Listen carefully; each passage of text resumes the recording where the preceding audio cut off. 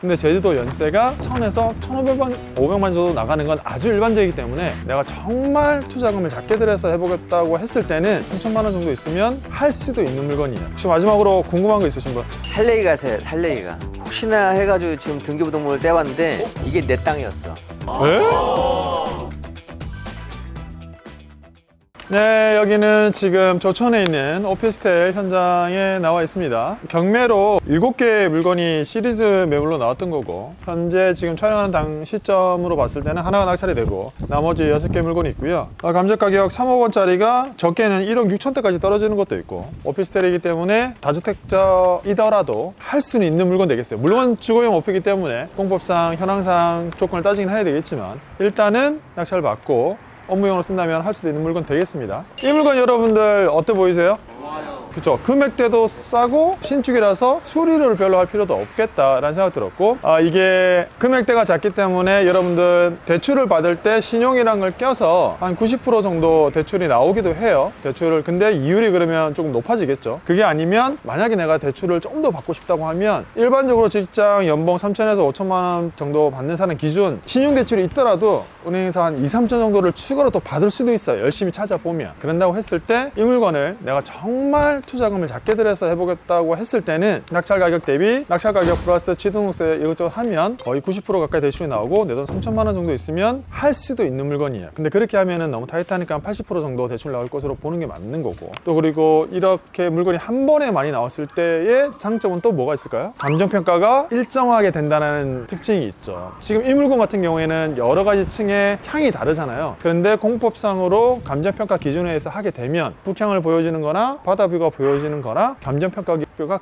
비슷하게 될 수 있다. 그래서 그 속에서 정말 층향이 좋은 것들은 내 투자하는 입장에서는 감정평가가 낮게 나온 것처럼 보여지는 효과가 있으니까 좋을 수 있다는 거예요. 자, 그럼 얼마나 좋아요? 소액으로 할 수 있고 수리도 할 필요도 없고 물건이 여러 개 나와 있으니까 초보들은 보면 부담스러워 할 건데 그 속에서 좋은 물건을 찾아서 내가 매입을 한다면 재밌을 수 있겠다라는 생각 들고, 또 금액도 작기 때문에 만약에 정말 잘못되더라도 손해는 많이 안 날 수 있겠다라는 것도 있고, 지금 7번 물건은 낙찰이 됐잖아요. 근데 아쉽게도 지금 이 물건에서 제일 좋았던 건 7번 물건이었어요. 7번만 제일 꼭대기층에 북서양 쪽으로 딱, 제주도는 북향도 좋아요. 바다뷰도 있고 다 좋은데 석양도 예쁘잖아요. 그래서 정말 이게 예쁘게 나올 수 있다는 장점이 있습니다. 만약에 이걸 2억 4천 낙찰 받고 2억 정도 대출을 받는다면 지금 기존 한 달 이자가 80만 원 정도 나오잖아요. 근데 제주도 연세가 1000에서 1500만, 500만 정도 나가는 건 아주 일반적이기 때문에 혹시나 내가 쓰지 않는다고 하더라도 연세 넣는 것도 어렵지 않고, 만약에 합법적으로 여러분들이 전입신고를 하고 에어비앤비를 돌린다고 했을 때도 정말 더 높게 받는 건 어렵겠지만 최소 얼마는 받을 수 있을까? 이런 30평대 주거용이라면 1박에 싸게 받는다고 했을 때 15만 원, 12만 원 정도면 아파트 하나 나갈 것 같잖아요. 그러면 산술적으로 딱 계산을 하면 한 달 다 나간다 했을 때 300만 원이 넘어요. 근데 OCC를 80% 정도 하면 그래도 200 얼마가 되고 이자 빼고 이것저것 해도 손해 날 일은 없을 것 같다. 방 3개, 화장실 2개짜리이기 때문에 이 정도 평수의 주거용이라면 현재 시세는 3억 초반 정도가 맞기 때문에 물론 당장에 팔리진 않겠지만 충분히 매각 차익에 대한 기대감을 가지고도 할 수 있는 아주 좋은 물건으로 보여졌던 물건입니다. 자, 그러면 여기서 시청하시는 분들도 그렇고 여러분들을 위해서 중개사분께 하나 여쭤볼게요. 과연 그러면 제주도에 있는 조천에 있는 한덕 근처에 있는 매물이 얼마에 팔리는지 궁금할 건데, 오피스텔과 아파트, 이 제주도에서의 이 인식에 대한 차이점, 빌라에 대한 차이점, 매매 가격에 대한 차이점, 이런 것들 어떻게 되는지 설명 한번 가능하십니까? 제일 그냥 기본적으로 이제 취득세 문제가, 아파트 같은 경우는 1.1%, 오피스텔의 경우에는 4.6%이기 때문에 그거에 대한 부담감이 확실히 있고요. 그리고 매도할 때도 이게 주거용으로 사용을 하게 되면 주택수에 잡히기 때문에 이제 양도세의 문제도 있고, 또 매수하고자 하는 사람조차도 오피스텔이기 때문에 취득세 4.6%가 부담이 돼서 이게 물건 자체가 아파트보다는 찾는 수요가 훨씬 적다는 거. 그런데 오피스텔이기 때문에 오히려 법인들이 찾는 수요가 좀 있어서 이 바다 뷰만 나온다고 하면 오히려 법인의 그 수요가 훨씬 더 유리하지 않을까. 네, 여기서 그 첨언을 드리면 저도 최근에 2개를 매각을 했는데 둘 다 법인에서 매입을 하셨어요. 법인에서 직원 숙소로 쓰겠다고 하면서 매입을 하셨습니다. 법인 같은 경우에는 주택보다는 차라리 오피스텔을 사는 거를 더 좋아하긴 하더라고요.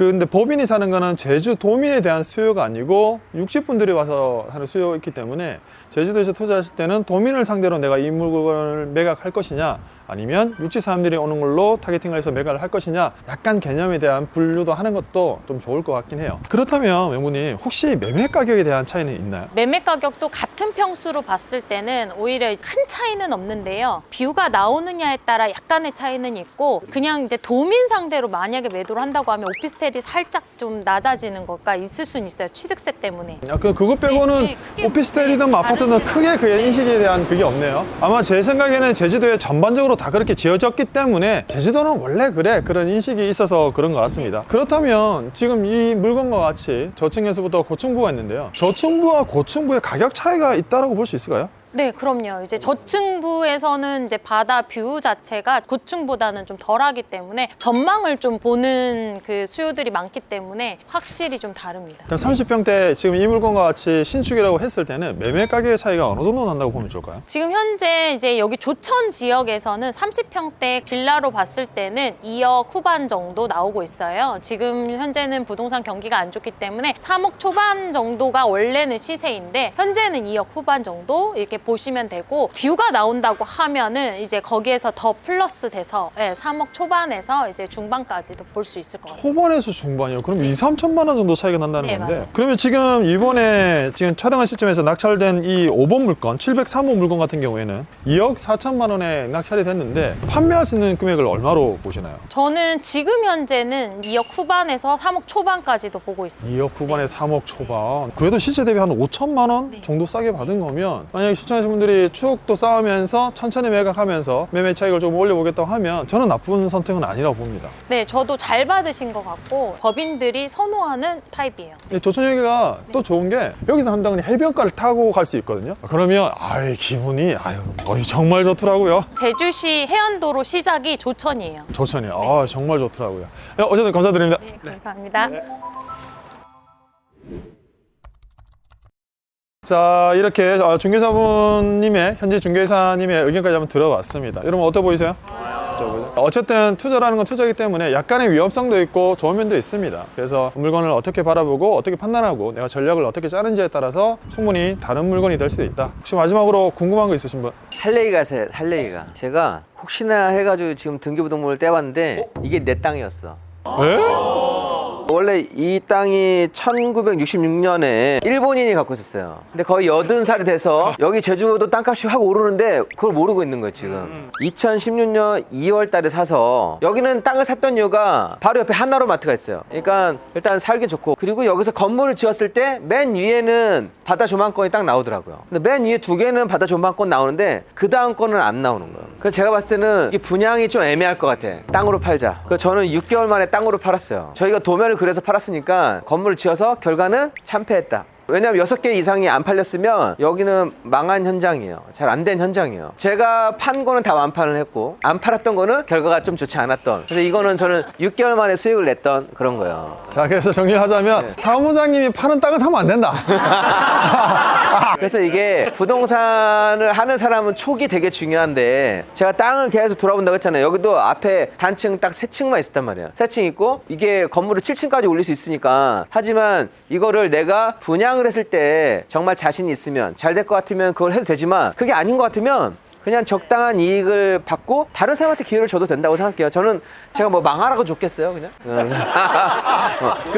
아니잖아. 그건 아니잖아. 하지만 결과는 이상하게 안 좋더라고요, 일단. 자, 그래서 부동산 딱 봤을 때 이게 설마 내가 했던 건가 싶어가지고 지금 등기부등본을 딱 떼봤는데, 제가 그 당시 땅을 어마어마하게 많이 보러 다녔어요. 그 중에서 가장 좋은 것만 골라낸 거예요. 그러니까 이것도 나름은 나쁘지 않았죠. 왜냐면 이 사람들한테 브리핑 할 때도 바로 하나로 마트가 있고 인프라가 괜찮고 바다뷰도 나오고 가구 수가 많이 나오기 때문에 수익률이 분양만 100% 되면 이 현장도 돈을 벌 수 있는 현장인데, 그거는 그 사람들의 몫인 거고. 그래서 제가 타이밍이 중요하다고 했잖아요. 제가 이거 지어서 분양할 타이밍 자체는 공급이 좀 과해질 것 같아서 이때는 제가 그냥 건축을 하면 안 되겠다 해서 빠른 판단으로 지금 저는 결정을 했는데, 결과는 저는 잘 빠져나온 거죠. 그래서 부동산이라는 게 운칠기삼이라고 하는 게 자기가 타이밍을 정말 좀 중요하게 생각해야 된다. 지금은 또다시 이거는 또 좋은 타이밍. 저도 보러 왔으니까. 제가 경매 사이트에서 보면은 토지 등기부 등본을 이게 안 나오더라고요. 그래서 제가 바빠서 못 뗐는데 여기 와서 지금 토지 등기부 등본을 지금 떼보니까 아, 이게 내 땅이었어. 이게 어디선가 언젠가 좀 본 적이 있는 듯한 땅이었는데 예. 그래서 그게 있어요. 저는 기회가 왔다 싶으면 대충 하지 않아요. 그때도 제가 제주도가 이제 기회 시간이 될 거다라고 해서 제주도를 완전 누비고 다녔으니까 얼마나 확신이 차 있었겠어요. 그러니까 땅을 다 쓸어 담았었으니까. 그 다음에 건물도 짓고 뭐 땅도 팔고 이렇게 해서 그 한 시기 제가 아마 제주도를 보면 저는 되게 짧은 시간 투자를 했을 거예요. 그런데 가장 성공적인 또 투자를 하지 않았을까? 외지인이 들어와서. 들어보니까 어때요?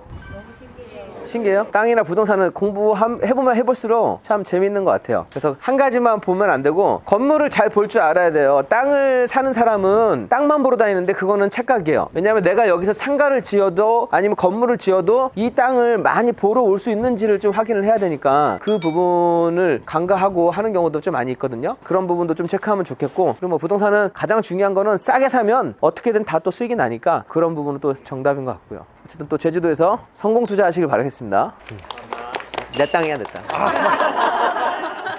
마지막으로 정리해드리면 방금 말씀해 주신 것처럼 저희도 이게 어떤 매물이 딱 오잖아요. 좋아 보이는 매물이 올 때는 저는 왜 그 사람이 파는지를 좀 많이 따지는 편이긴 합니다. 특히 업자 같은 경우에 판다고 했을 때는 수지가 안 나와서 파는 경우가 많고, 정말 좋은 물건이 나한테 올 때는 항상 의심해요. 그렇게 좋은 물건이 왜 네가 지어서 파면 될 거 왜 나한테 해? 라고 했을 때 분명히 거의 제가 지금까지 봤던 것 중에 공법상의 문제가 한두 개씩 항상 걸려 있어요. 너무 우리가 장밋빛만 보면 안 되고요. 투자를 하지만 위험성도 있습니다. 일단은 오피스텔이지만 주거용 오피스텔이기 때문에 공부상은 상업용에 들어가지만 실질 현황을 따지기 때문에 주거용으로 잡힐 수도 있다. 그래서 재산세 부과 현황을 보고 만약에 다주택자분들 같은 경우에는 조심을 하셔야 되고, 이걸 가지고 있으면서 합법적으로 에어비를 돌린다고 했을 때는 원칙으로는 80% 이상의 동의를 받아야 됩니다. 그리고 내가 전입신고를 해서 6개월 이상 지나야지만 합법적으로 돌릴 수 있는 점이 있다. 그리고 서울에 계신 분이 이거를 투자를 하시려면 청소라든지 관리 부분이 조금은 어려울 수 있기 때문에 너무 호전적으로 생각하시는 건 조금 어려움이 있을 수 있습니다. 하지만 그런 어려움이 없다면 누구나 할 수 있는 물건이 되고 낙찰 가격은 높아지겠죠. 확실히 특수성이 있기 때문에 매수 문의가 그렇게 많지 않을 수는 있다. 충분히 내가 기다리고 견뎌야 된다는 마음으로 느긋하게 투자해야 되는 상품이지 단기간에 수익을 크게 올리겠다는 마음만으로 투자하기에는 다소 어려움이 있을 수 있습니다. 장단점 다 말씀드렸으니까 유의하셔서 좋은 투자 이어나가시면 좋을 것 같고요. 이상 마치겠습니다.